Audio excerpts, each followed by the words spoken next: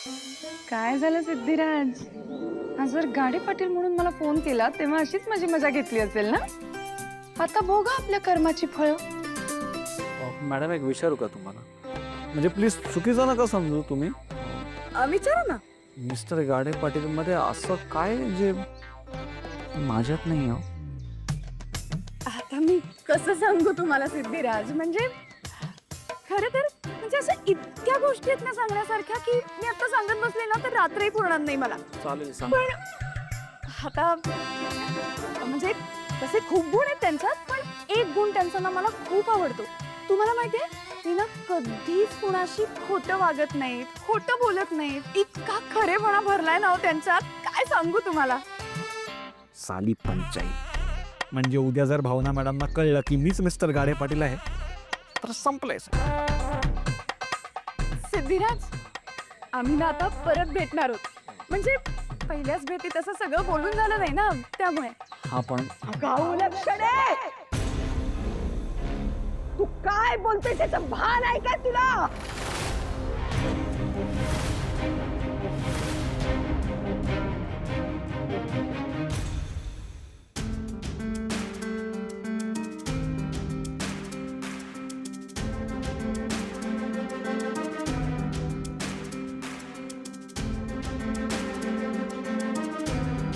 त्यानु किती वाजलेत?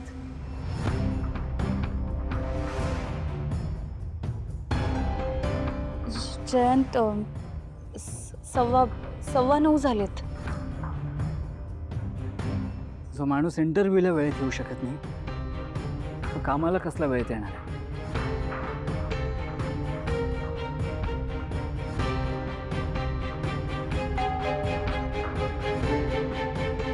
जानू,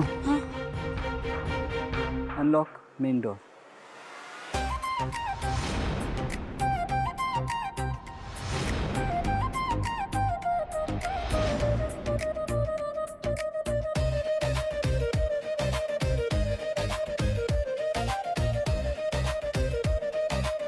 जानू, इतका वेळ का लागतो त्याला आत यायला? ते सर ते शूज आत काढू का बाहेर काढू ह्याचा विचार करत होतो. It's okay, come in.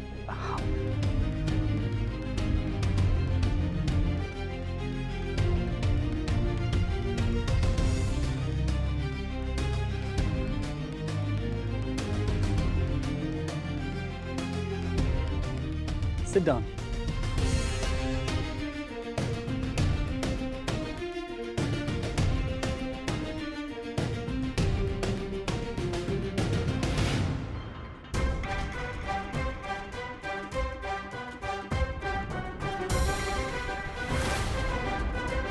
Nervous आहात? हां, ते इंटरव्ह्यू आहे त्यामुळे थोडासा. तुमचं नाव? माधव गुळगुळे. उंची? 5'11". वजन? 70-72. वर्ण? निमगोरा. ढोबळी मिरचीला किती रेषा असायला हव्या? 3 सर. जिमला जातं? नाही. मॅरिड? हो, हॅपीली. मुलं? 2. वय? 23 आणि 26. तुमचं वय? 55.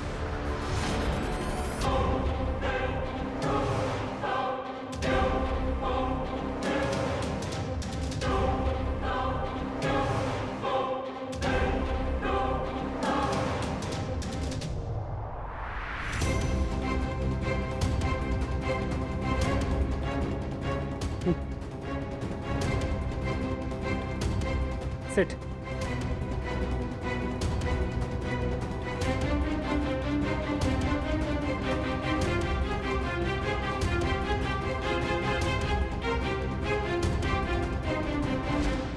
व्यसन? कामाचं. प्लीज देवा प्लीज, डॉक्टर या इंटरव्ह्यू मध्ये पास होऊ दे. माधव म्हणजे श्रीकृष्णाच्या रूपात आलात तुम्ही डॉक्टर. जयंत आणि माझ्या आयुष्याची घडी बसवायला. तुमचा आवाज तुमच्या वयापेक्षा फार यंग वाटतोय.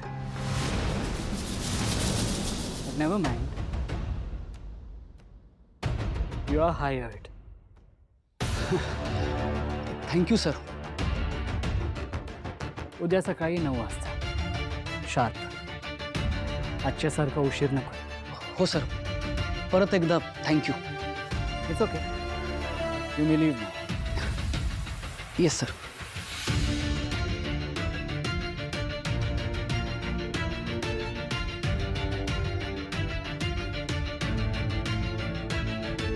Unlock main door.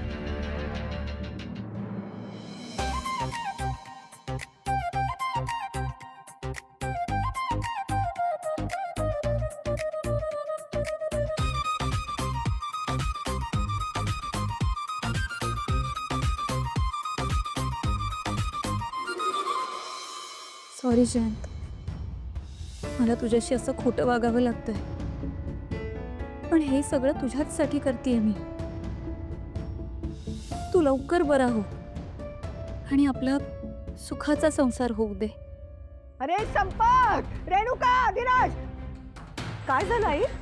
अगं काय झालं म्हणून काय विचारतीस? वाटोळ झालं. ही अवलक्षण जे काही बोलले ना, हे सगळं ऐकणं अगोदर मी बहिरी का नाही झाले.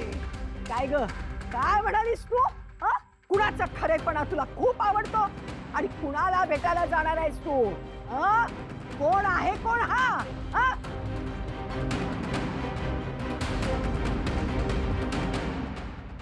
आजी अगं आपलं ऐकून तू एकही शब्द बोलायचं नाहीस. काय ग अवलक्षणे, तुला लाज कशी वाटत नाही स्वतःच्या नवऱ्यासमोर परपुरुषाचं वर्णन करताना?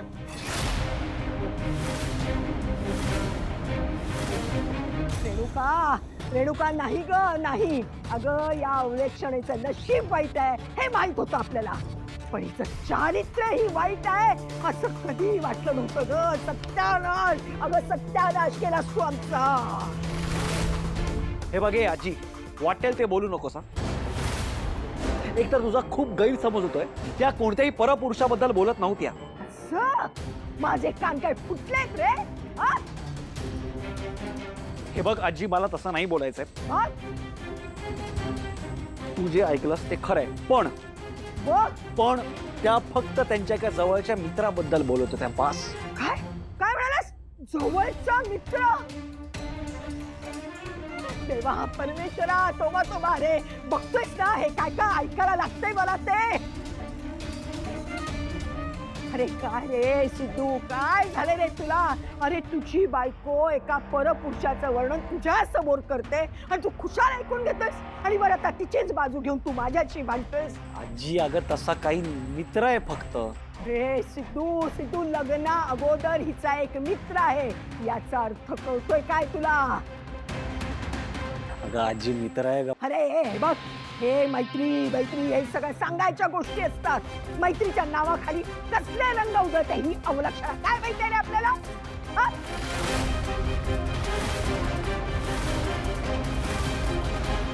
अहो आजी, तुम्हाला वाटतंय तसं खरंच काही नाहीये. माझ्या खरंच जवळच्या मित्राबद्दल मी बोलत होते. आमच्यात बाकी कुठलंही नातं नाहीये. हे बघितलंस मैत्री? अरे काय तुमची का दातखिळी बसली का? मीच आपला माझा घसा कोरडा करून घ्यायचा?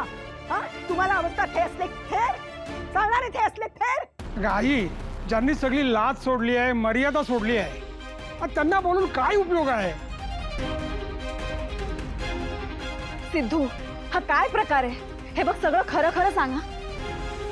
अगं आई, काही झालेलं नाहीये. तुम्ही सगळे खरंच खूप चुकीचं समजताय. आजीने काहीतरी वेगळाच अर्थ काढलाय. अरे मग कोण आहे तो मुलगा? अगं तो फक्त त्यांचा जवळचा मित्र आहे आणि लग्ना आधीचा मित्र आहे. आणि खरं सांगू त्यांना मला काही चुकीचं नाही वाटत आहे. अगं माझे मित्र मैत्रिणी नाही आहेत का? मी इतका जनसेवा करत फिरत असतो, इतक्या बायकांची मदत करत असतो, तर माझी त्यांच्याशी आपोआप मैत्री होतेच. आणि मैत्री म्हणजे तुम्ही जशी समजताय ना तशी मैत्री नाही, अत्यंत निखळ मैत्री आहे. जशी भावना मॅडमची त्याच्या मित्राबरोबर असते ना, अगदी तशी. तुम्ही उगाच का कांगावा करताय या गोष्टी? अरे कांगावा करण्यासारखंच तर आहे. अरे मूर्खा, तू एक पुरुष आहे, ती एक बाई आहे, एवढा मोठा फरक आहे. आणि लग्न झालेल्या बाईला पुरुष मित्र असूच शकत नाही, समजलं? शी शी शी शी शी. खरंच आजी कोणत्या काळात जगते सगळे? काळ कुठे गेला आणि तू कुठे आहेस? अजूनही तुझ्या जुनाट विचारांना कवटाळून बसलीस तू. सिद्धू तोंड आवर. ठीक आहे ठीक आहे, तुम्हीच मला सांगा, सिंचन आता ऑफिसला जाते, कामाला जाते, तिकडे तिचे पुरुष मित्र नाही आहेत का तुमच्या सगळ्यांचं हे म्हणणं आहे की ती फक्त बायकांच्या ऑफिसमध्ये काम करते? हा सिद्धू, आई थांब, मला बोलू दे. आजी माझ्या बायकोच्या चारित्र्यावर जर बोट ठेवणार असेल तर मी काय गप्प बसणार आहे? मुळात तो त्यांचा मित्र होता ना, हे मला लग्न आधीपासून माहिती होतं. आणि तुम्हाला माहिती आहे तो मित्र कोण आहे? तो मित्र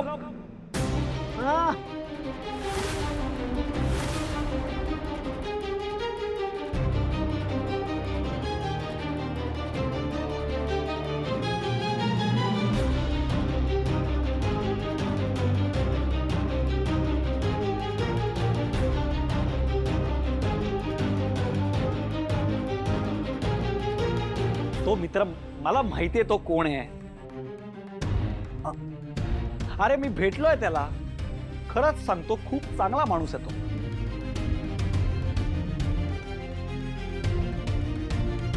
आणि मला खरंच त्यांच्या मैत्रीचा अजिबात प्रॉब्लेम नाहीये.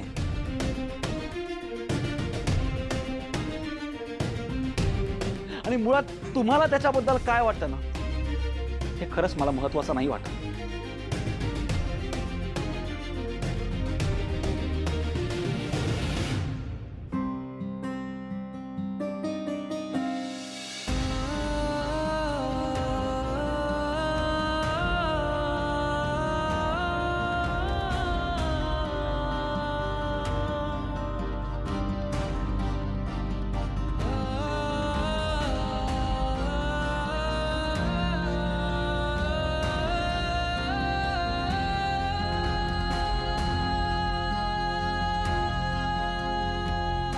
हो का? मग हे तुझे विचार, हे जे काही बोलतोयस ना तू, त्याच्याशी माझंही काही देणं घेणं नाही.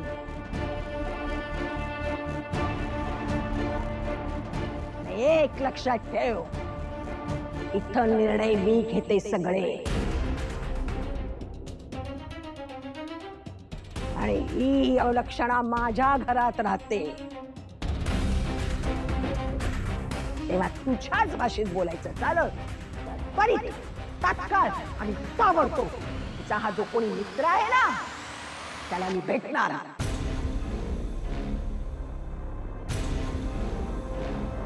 आणि भेटल्यानंतर मला कळेलच ही मैत्री आहे का आणखी काही आहे. हं?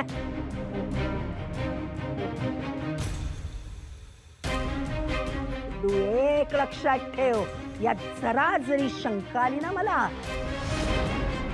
या घरातून हिची हकालपट्टी हे निश्चित. समजलं?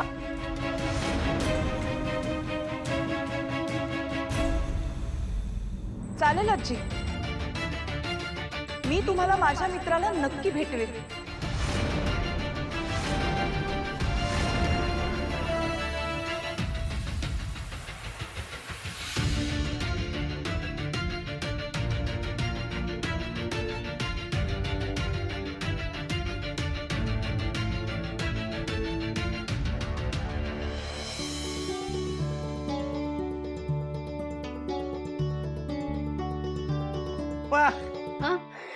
काय रे, काय झालं?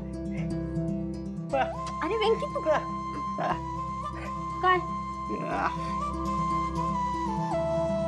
हे पैसे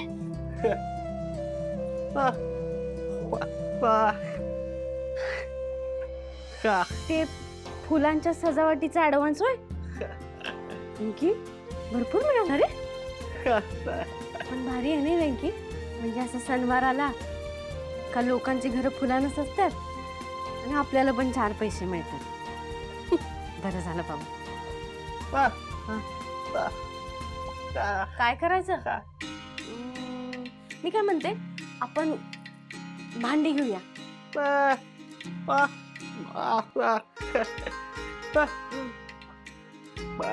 फ्रीज केवढ्याला महाग असते माहिती का तो? नको फ्रीज नको बाबा. त्यापेक्षा आपण आहे की नाही तिला भारी शर्ट घेऊया. घेऊया की अंकी.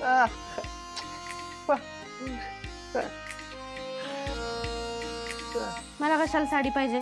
आहेत की एवढ्या. मला नको साडी बिडी का.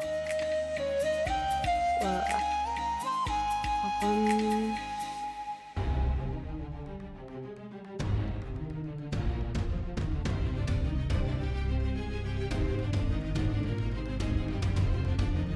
अंकी, तुझ्या डोक्यात पण तेच चाललंय का जे माझ्या डोक्यात चाललंय? हा चालतंय मग. हे पैसे देऊ आणि जोरात सण साजरा करू.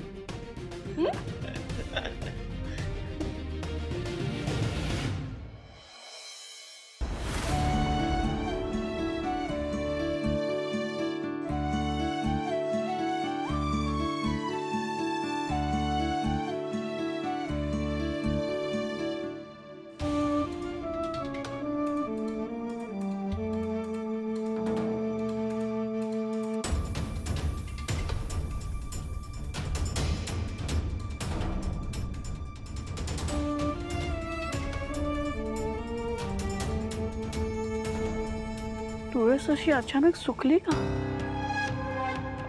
मोहर पण अगदी गळून पडलाय. मी तर अगदी नेटाने रोज पाणी घालते, पण तरी पण ऊन कमी पडतंय का?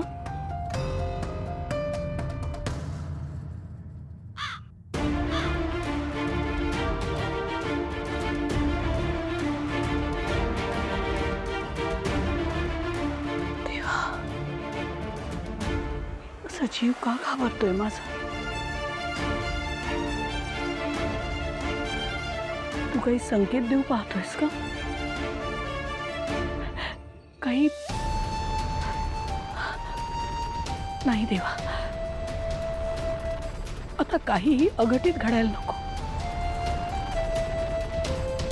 माझ्या घरात जे सुरू आहे तेच भयंकर आहे.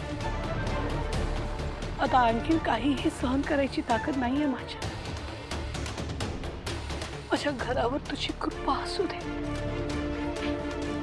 माझ्या मुलांवर कृपा असू दे.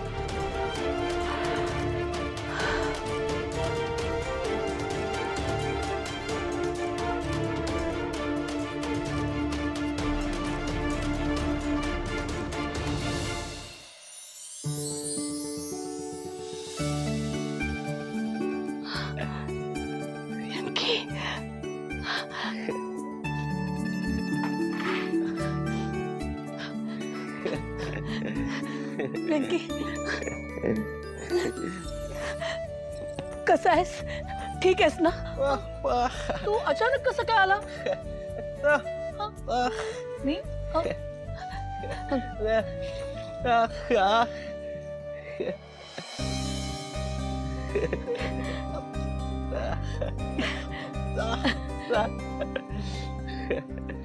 तू आरती कुठे? तू अचानक कसं काय आला? तू माझ्यासाठी काहीतरी आणलंयस? आता काय?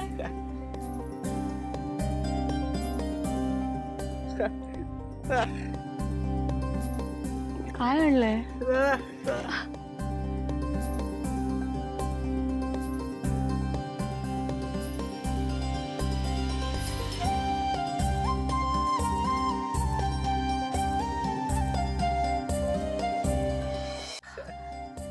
बाळकृष्ण, तू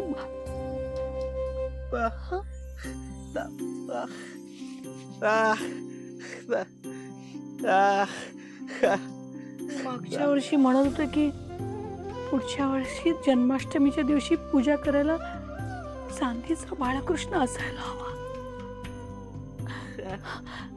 तू लक्षात ठेवलंस?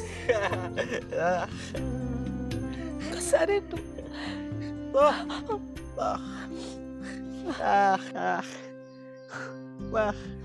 हो हा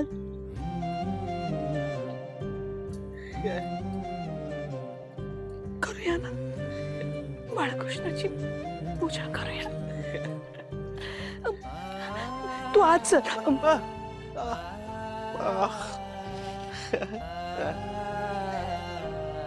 निघतोस?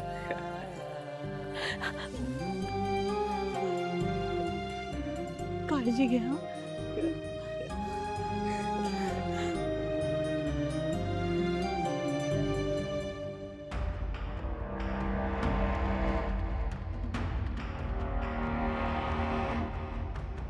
या व्यंकीला घरातून बाहेर काढलं तरी याचं चांगलंच सुरू आहे.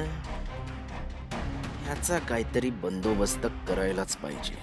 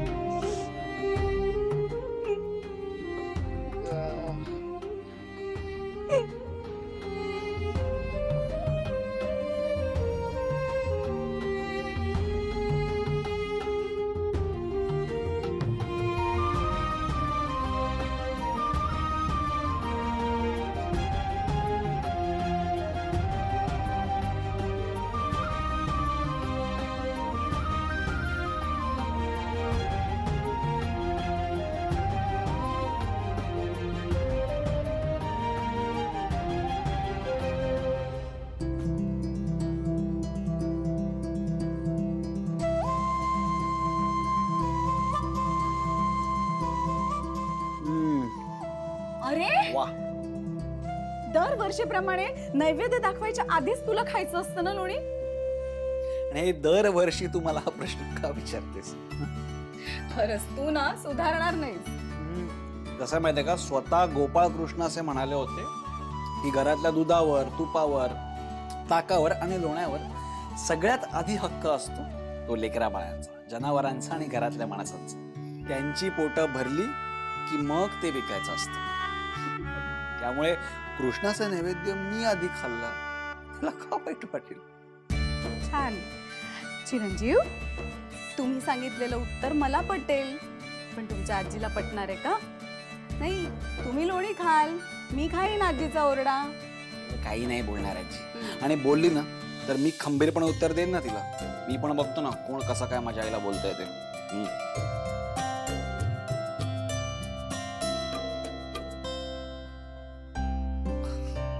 आई, तुला काय वाटलं मी काय फक्त माझ्या बायकोचीच बाजू घेऊन भांडतो?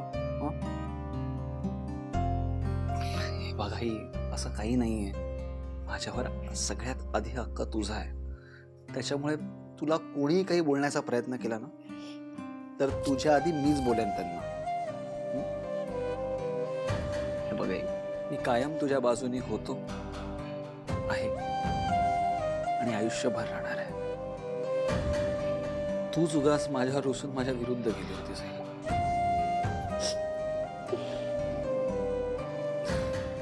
आई, बरं चला आलो मी आता.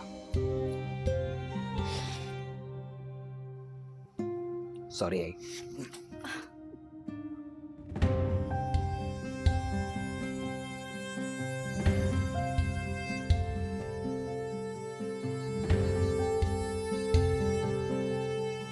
तुझ्या आजीकडून तुला ओरडा पडू नये म्हणून मी नेहमीच तुझ्यासाठी वेगळ्या सटात लोणी काढलेलं असतं. माझ्या कृष्णाला मी लोणी खाण्यापासून थांबवू शकते का?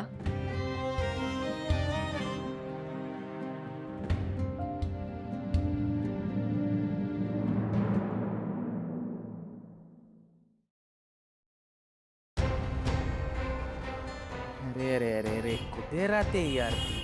हा, त्या आरती आणि वेंकीला धडा शिकवण्यासाठी कुठे कुठे यावं लागतंय मला. तर तो माणूस सापडला म्हणजे मिळवलं. ठरलोय मी.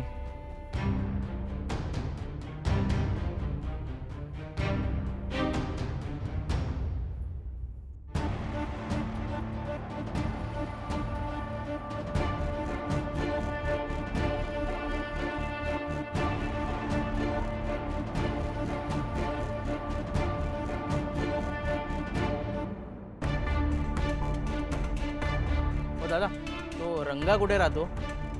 रंग इथून सरळ जा आणि उजवीकडे वळा, समोरच आहे. समोरच घर हा आहे. समोरच आहे.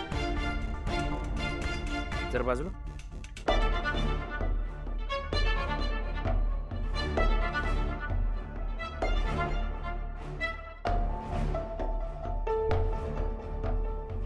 ए रंगा, रंगा, ए रंगा कोण आहे? रंगा, काय रे, रंगा कोण आहे? कुणी पाठवलंय तुला? ए मला कोणी पाठवलं नाही, मी स्वतः आलोय. रंगा कोण आहे? मीच आहे रंगा. तुम्ही जर रंगा, नमस्कार. माझं एक तुमच्याकडे काम होतं. ती फुलवाली आहे ना, फुलवाली. मग तिचं काय? तिचं काय नाही, तिचा जो नवरा आहे ना, माझ्या आई वडिलांचा मानलेला मुलगा आहे. त्या संदर्भात जरा काम होतं. त्यात तुमचा पण फायदा आहे. माझा फायदा? तो कसा काय? ते बाहेर नको, जरा आत बसून बोलूया का?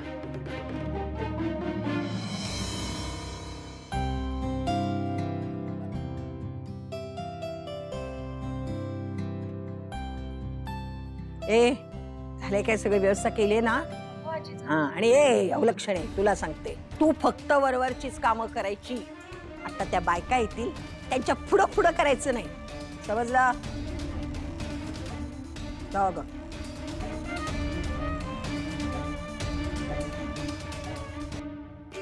येऊ का? अग बया बया बया, हे काय विचारणं झालं होय ग? येऊ का म्हणून काय?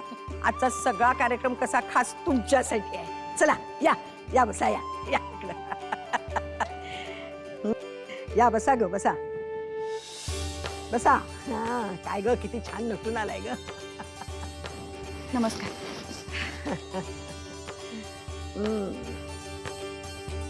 गाडे पाटलांच्या घरची जन्माष्टमी म्हणजे एकदम जंगीच कार्यक्रम ना? अहो म्हणजे काय, गाडे पाटलांचा सगळा कारभारच कसा एकदम जंगी असतो.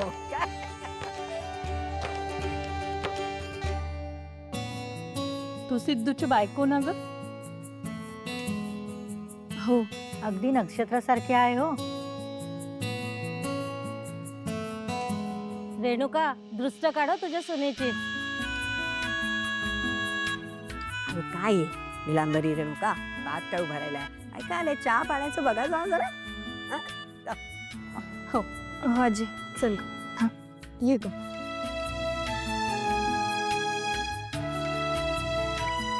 मी तुम्हाला काहीतरी खायला घेऊन येते. असू दे ग, तुला बघूनच पोट भरलं. घ्या ग, चहा घ्या. भावना ताई, आरती वहिनी, अगं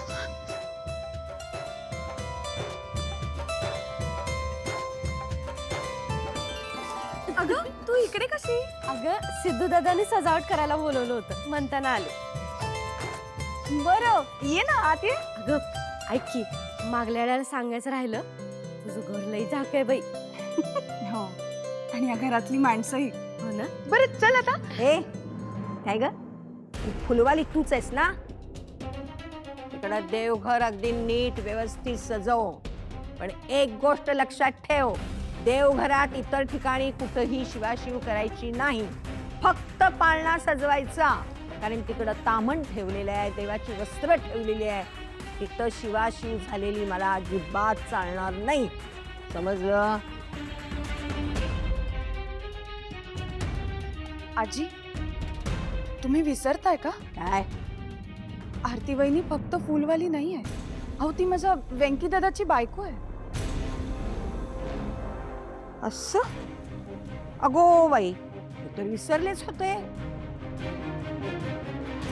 हे तुमच्या दळवी कुटुंबात हे अशी सगळी भरती केलेली आहे. नाही काय म्हणजे तो व्यंकी, तो कुठला काय काही माहित नाही.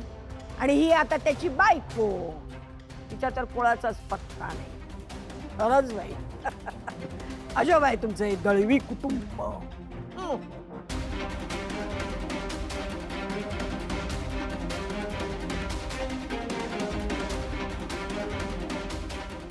आरती, बरं तू कामाला सुरुवात कर, पण आधी थोडा चहा घे ना, बरं वाटेल तुला. आणि काही लागलं ना तर मला हाक मार, मी आहेच. ए जा.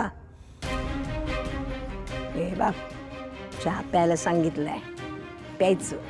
चहा पिल्यानंतर कप बशी विसळायची आणि तिथं बाहेर कोपऱ्यात पायरीवर ठेवायचं. हा? हो? हा. अरे आता बघ, एवढा सणाचा दिवस आहे, नको मनाला लावून घेतो. हाच बघू. हा. बर चल, आता कामाला लागते मी. अशी सजावट करते की नाही, समजे बघतच राहतील. काय हो आजी, या वर्षीची जन्माष्टमीची पूजा कोण करणार? अरे कोण म्हणून काय विचारताय? अहो, गाडे पाटील घराण्याची थोरली नाचू निलांबरी ही करणार आज जन्माष्टमीची पूजा. खरंच आजी? हा. माफ करा आजी, लहान तोंडी मोठा घास घेते. कित्येक वर्ष झाले लग्नाला, घरात अजून पाळणं सुद्धा हल्ला नाही, आणि त्या सुनेला तुम्ही जन्माष्टमीचा पूजेचा मान देणार का?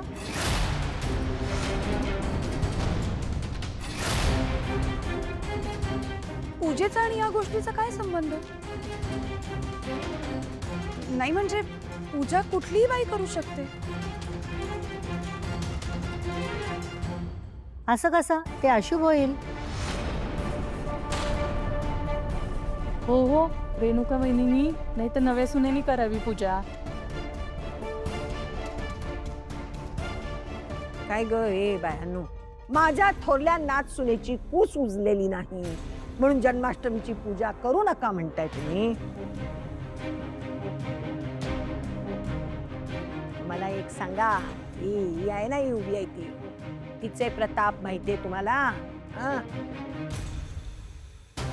ती ज्या मुलीचा सांभाळ करती ती तिची स्वतःची मुलगी नाही. तिचा होणारा पहिला नवरा त्याच्या बायकोची मुलगी ती, आणि तिचा सांभाळ करते. आता मला एक सांगा, अशा अपशकुनी हातानं जन्माष्टमीची पूजा करणं योग्य आहे काय?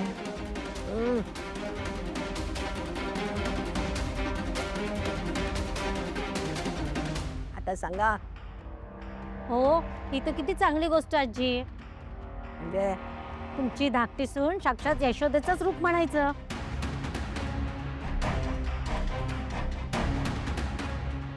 हो ना, यशोदेने सुद्धा देवकीच्या कृष्णाला जीव लावून वाढवलं होतं.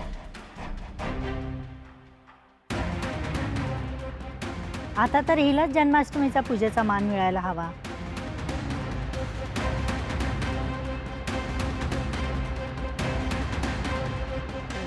ते बघूया, जेव्हाचं तेव्हा बघता येईल. चला आधी कामं करायला घेऊया आपण. चला.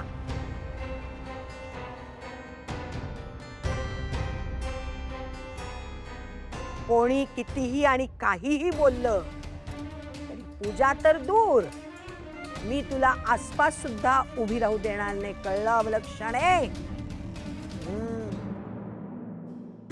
हे बघा काय काय ग? एक मिनिट हा.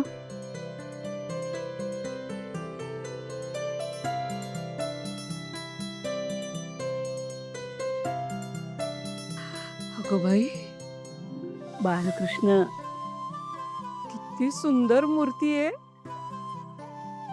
खूपच रेखीव आहे. कुठून आणलीस? आपल्याकडे होती का? आपला बाळकृष्ण घेऊन आला. म्हणजे बँकी घेऊन आला.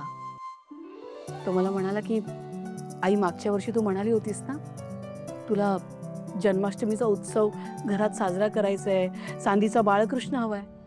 मी तर विसरले पण होते सासूबाई. बँकेच्या बरोबर लक्षात होतं. गंमत असते नाही सासूबाई. म्हणजे बघा ना, म्हणायला बँकी माझ्या पोटचा नाही, पण माझ्या मनातलं सगळ्यात जास्त तोच ओळखतो. मला बाळ गोपाळ घरात हवाय हे हरीश किंवा संतोषला माहितीच नव्हतं. हरीश आणि संतोषला कसं समजावं की बँकेचं स्थान माझ्या मनात सगळ्यात वरचं का आहे? खरं आहे तुझं. अगं, आई मुलाचं नातं हे जन्मावरून ठरत नसतं. तसं असतं ना तर यशोदेने कृष्णाला एवढा जीव लावलाच नसता. आई आणि मुलाचं नातं ना हे जन्मावरून नाही, कर्मावरून ठरत असतं. हे बघ, आता हा व्यंकीने बाळकृष्ण आणून दिलाय का नाही, तर आपण त्याची पूजा करूयात. हा, मला जन्माष्टमीची पूजा तर करायची आहे सासूबाई, पण आपल्या घराची परिस्थिती तुम्ही बघताय ना, कसं करायचं?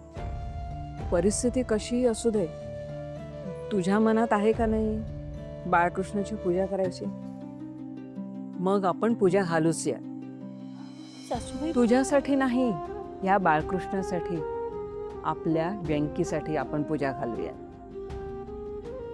हा बाळकृष्ण नक्कीच काहीतरी मार्ग दाखवेल बघ आपल्याला.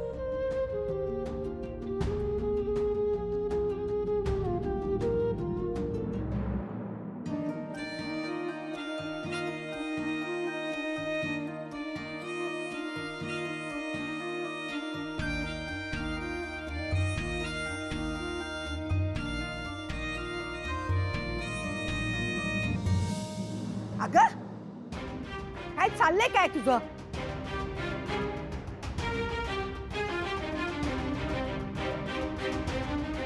फक्त तेवढंच काम कर. उगाच इकडे तिकडे कशालाही हात लावलेला मला चालणार नाही, समजलं?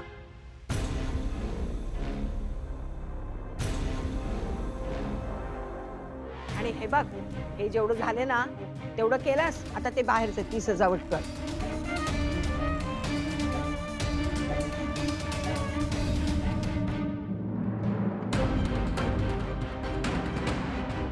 हे बघ, उगाच कुणीही बाहेरचं येऊन आमच्या देवाला हात लावलेला मला चालणार नाही, समजलं?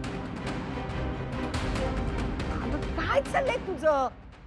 किती वेळ लावतीयस? एवढ्याशा कामाला तर 10 तास लावणार आहेस काय तू? बघ,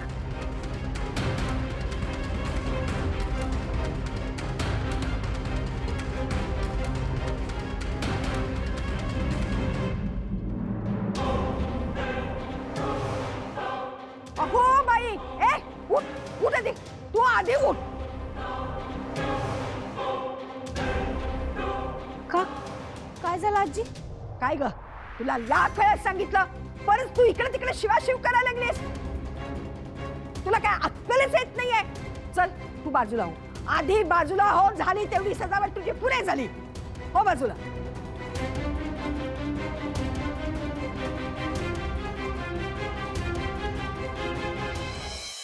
आजी, अहो तुम्ही का सारखं तिला घालून पाडून बोलताय? किती सुंदर सजावट केली हो तिने. आणि आता तुम्हीच मला सांगा, सजावट करताना जर का तिचा हात देवाच्या फुलांना, देवाच्या वस्त्राला किंवा दामनाला लागला तर त्यात वाईट काय आहे? आता तू मला अक्कल शिकवणार आहेस? हा? जाऊ दे ना भावनाताई, नको लक्ष देऊ. अगं, असले लई प्रसंग पाहिलेत मी. कसं असते माहिती का, काही माणसासनी देव या तामणात का त्याच्या कापडात दिसतो,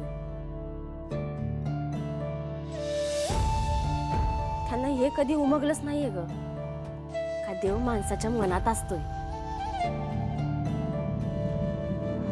ए, तुझी बडबड बंद कर. हे गाडे पाटलांचं घर आहे, तेव्हा इथं कुणीही येऊन फुकटचं ज्ञान पाजळलेलं मला चालणार नाही, समजलं काय? आधी आहे मोठे. नशीब नाही म्हणजे फुटकच का असना, पण तुम्हाला हे तर कळलं का थोडं बहुत ज्ञान आहे माझ्याकडं. ही तुझी हिम्मत, किती बोलतेस का? हो आजी, आमची कुठली आली एवढी टाप तुम्हाला हिम्मत दाखवायची? नाही म्हणजे आम्ही आपली अशी साधी फुलं ऐकणारी माणसं नाही, बरोबर आहे ते, पण काय हो आजी, नाही म्हणजे तुमच्या देवासनी आमचा स्पर्श चालत नाही, बरोबर आहे ते, पण मला एक कळत नाही आजी, आम्ही आणलेली फुलं किंवा आम्ही केलेली सजावट ती तुमच्या देवाला कशी काय चालत असेल?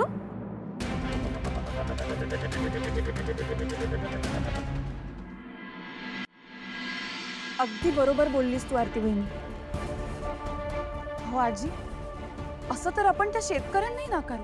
जे स्वतः कष्ट करून शेतात राबवून ही फुलं पिकवतात. त्या लोकांनाही आपण नाकारू शकतो जे ट्रक मध्ये फुलं भरतात, इथे येऊन ती फुलं विकतात. अहो त्याच सगळ्यांमुळे तर आपली घरं सजतात, आपले सण समारंभ थाटात साजरे होतात आणि आपण त्यांनाच नाकारायचं. अहो कृष्णाने सुद्धा एका गवळ्याच्या घरी जन्म घेतला होता. गुरांना सांभाळणारे गुराखी त्याचे मित्र होते. त्यांच्यातच तो लहानाचा मोठा झाला, वाढला, उठला, बसला, खेळला. अहो त्या देवाने सुद्धा कधी भेदभाव नाही केला. तर मग आपण कोण आहोत? आपण तर साधी माणसं आहोत. मग आपणच कुणाला लहान किंवा मोठं कसं ठरवणार? आजी, जेव्हा एखादा देवाचा भक्त देवासाठी मनापासून सजावट करतो, त्याची सेवा करतो ना, तेव्हा देवाला फक्त त्याची भक्ती दिसते. तो कोण, कुठला, त्याचं कुळ कुठलं याचा कधीच विचार नाही करत तो. मग आपण तरी का करायचा? आपण तर साधी माणसं आहोत. मग आपणच माणसा माणसात फरक करायचा.